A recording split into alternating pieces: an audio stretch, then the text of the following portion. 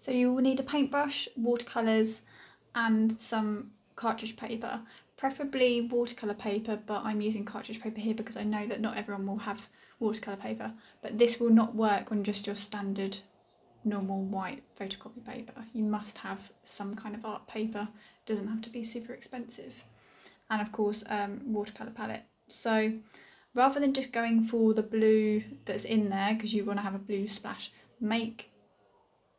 bring in other colours, like bring in a bit of the purple or even a bit of green or something to change that blue, because often the blue that you get given straight away is just a very basic blue. There's nothing really to it, you can't really get much from it, you want to adjust it slightly. So by adding a bit of the navy blue in, a bit of purple, maybe even more of a turquoise colour, and you don't have to have turquoise, you can just make your own by adding the green to it, so it's more of a greeny blue. Do this first and then really wet the brush and then wet the paper first, and then when you are dabbing the paint on like this, you want it to be quite thick and really watery. If you do accidentally put too much colour on first, you can always use a bit of toilet roll and just pick up that and dab that colour off. It won't come off completely.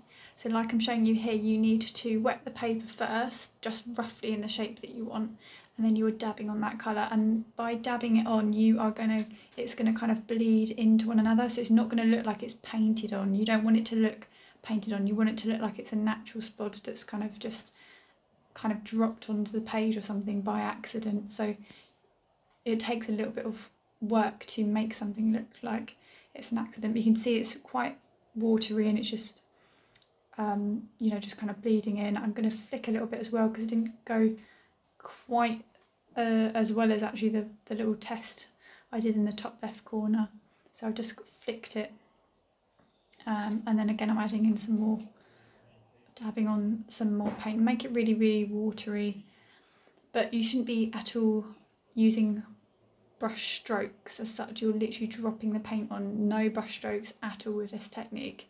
We're not trying to colour in an area, we're just trying to let it kind of do its thing naturally. You can never get exactly what you want from this. You might have to have a few goes and then choose the one that you like.